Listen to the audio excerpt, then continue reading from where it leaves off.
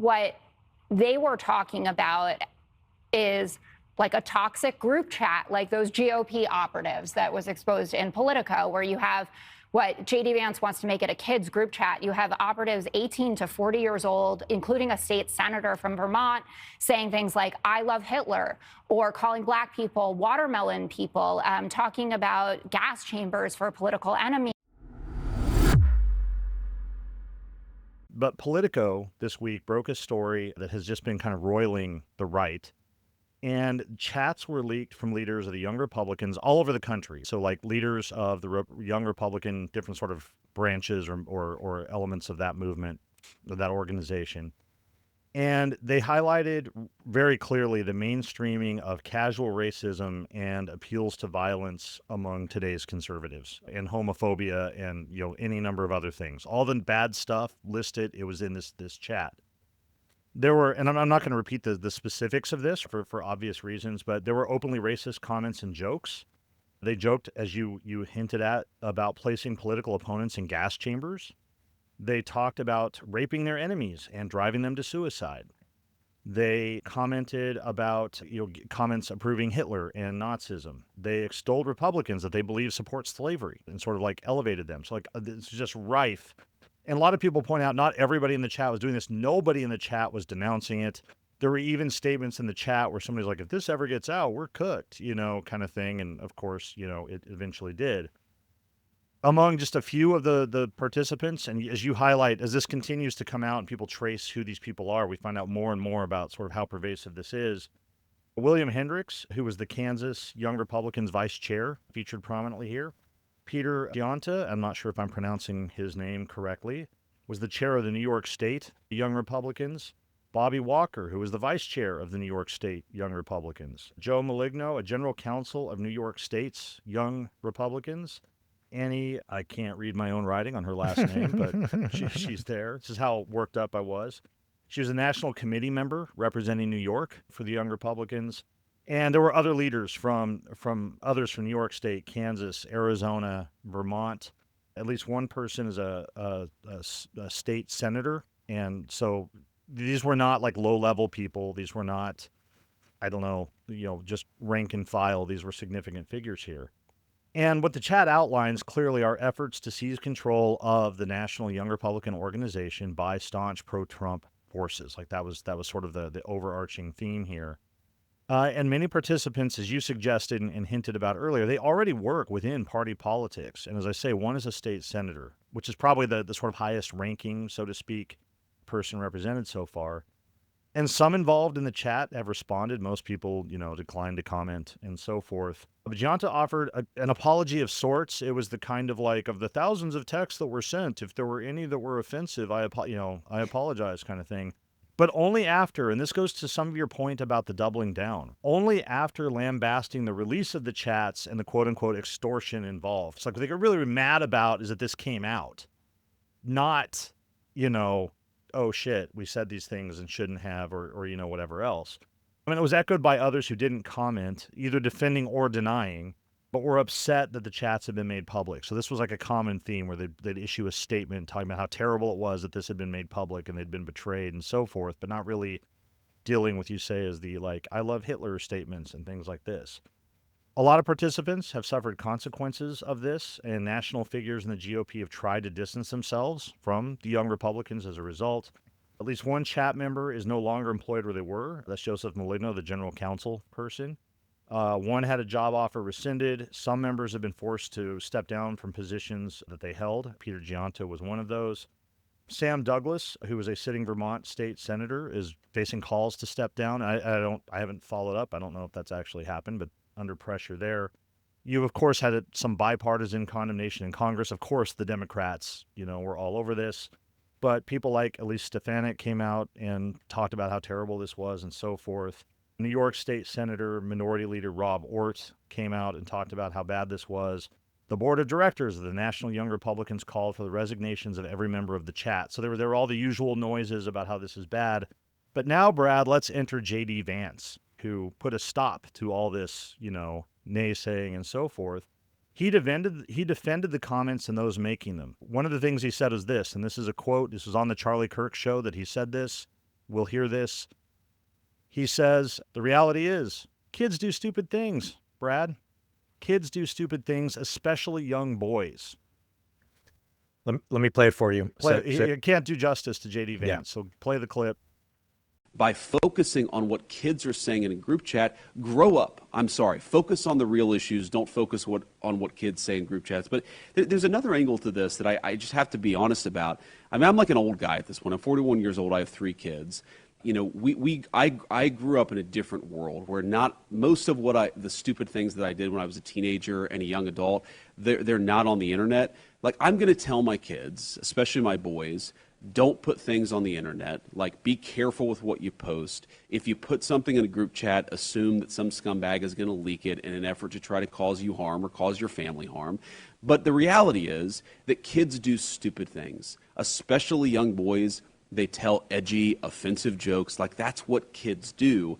And I really don't want us to grow up in a country where a kid telling a stupid joke, telling a very offensive stupid joke, is cause to ruin their lives. And at some point, we're all going to have to say, enough of this BS. We're not going to allow the worst moment in a 21-year-old's group chat to ruin a kid's life for the rest of time. That's just not okay. Like, we live in a digital world. This stuff is now etched in stone online. We're all going to have to say, you know what? No. We're not doing this. We're not canceling kids because they do something stupid in a group chat. And if I have to be the person who carries that message forward, I'm fine with it. Yeah, so there you have it, especially young boys. A few things here. He says, I just want to highlight a few of the key statements that stand out there. People do dumb things, especially young boys. These are not young boys. These are grown people. Most of them were men. They're grown people. At least one is in their 30s. These are people who are in professional positions or internships. They're college students, sort of at the youngest, what have you. Calling these edgy, offensive jokes. Edgy and offensive jokes. And then he says, and we'll circle back around to this, he says, I just don't want to grow up in a country where telling a stupid joke, Brad, it's cause to ruin someone's life. So let's just hold on to that. That comes after, earlier this week, Vance responding to this. He drew attention to Democratic candidate for Virginia's Attorney General position, Jay Jones, who's been in the news for this, who had texted colleagues about shooting the then Republican House Speaker and wishing harm on his children. So he had sent texts joking around, presumably joking, about violence against political enemies and so forth. And Vance had that to say. He said, this is far worse than anything said in the college chat and so forth. Doubling down, as you are saying, on the discourse on the right now, that all political violence is on the left and that all discourses of political violence are on the left and so forth. So this is the background, some of my takeaways, and then we can go wherever you want to go with this. Obviously, the selective condemnation of calls for violence, that's that in-group, out-group piece that you were just talking about. When it's our guys, they're just kids.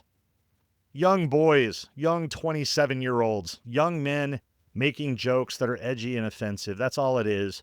When it's your people, even if they're not actually advocating for violence, but they're critical of, say, Charlie Kirk, we're going to accuse them of fomenting political violence.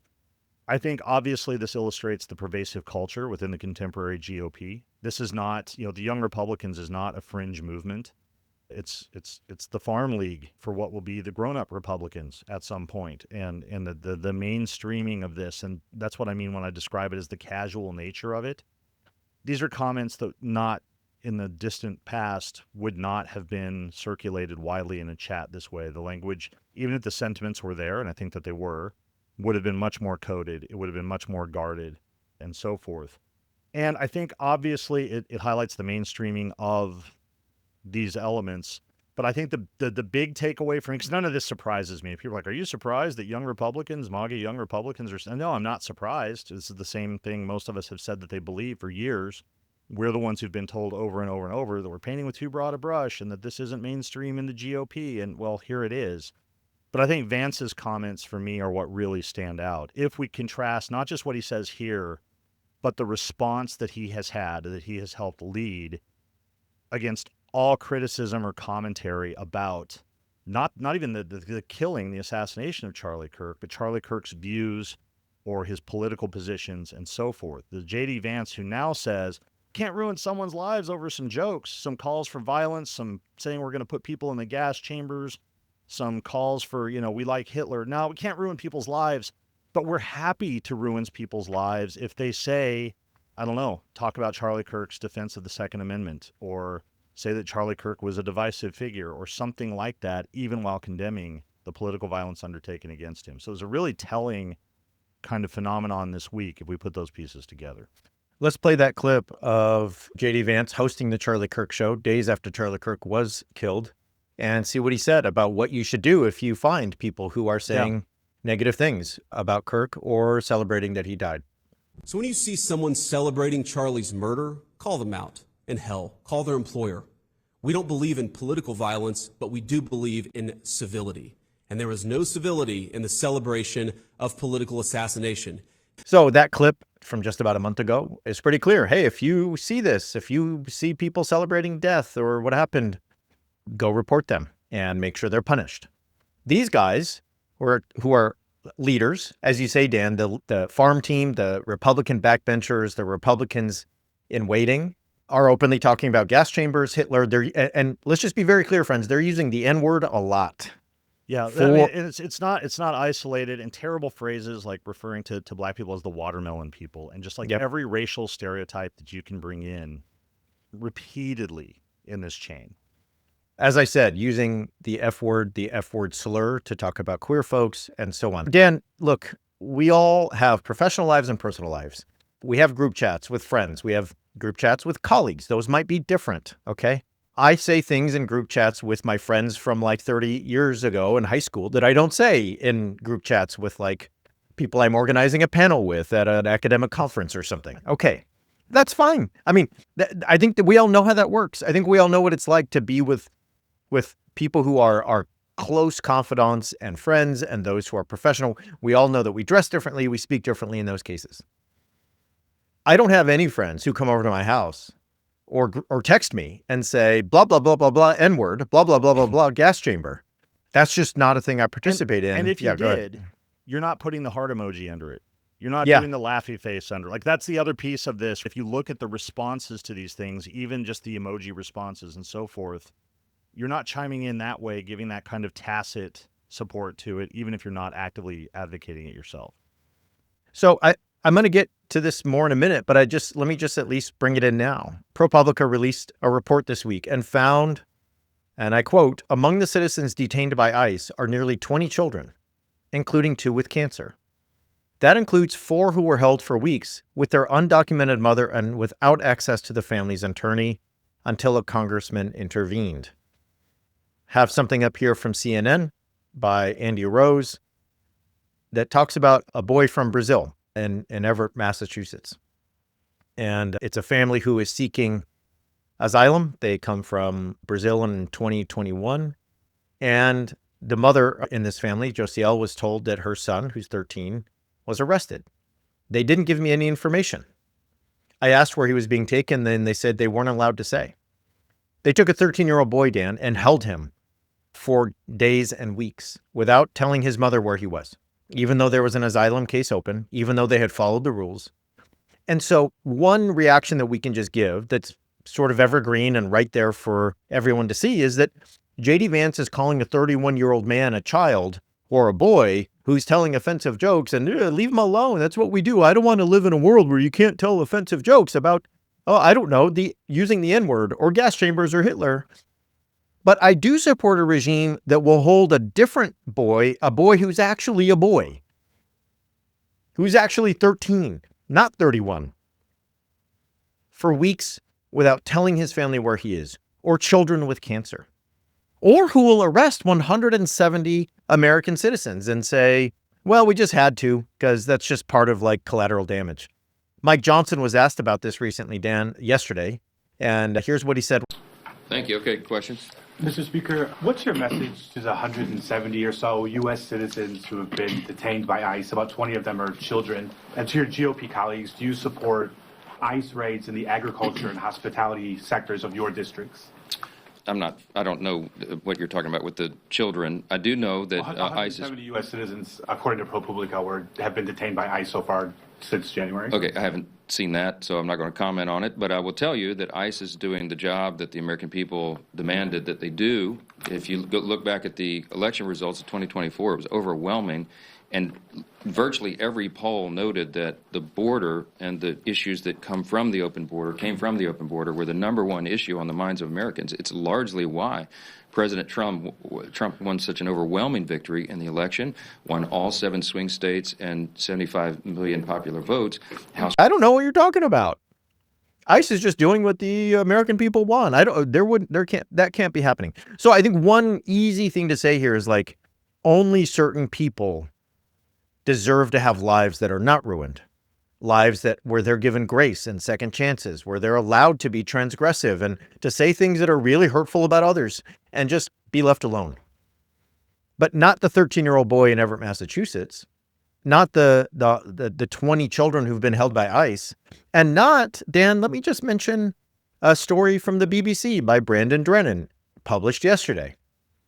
The Trump administration has canceled the visas of at least 6 people for public comments made about the murder of right-wing influencer Charlie Kirk. So 6 people made comments, and they did. I mean, they honestly did say things out loud. Let me just pull up a couple here. Anyway, I'm not going to do it. Some of them did say things that were celebrating the fact that he died. These aren't leaders, elected leaders, pundits, people with big followings. They're just people on social media, Facebook or wherever else saying this. Now, I don't think that's a good thing to say.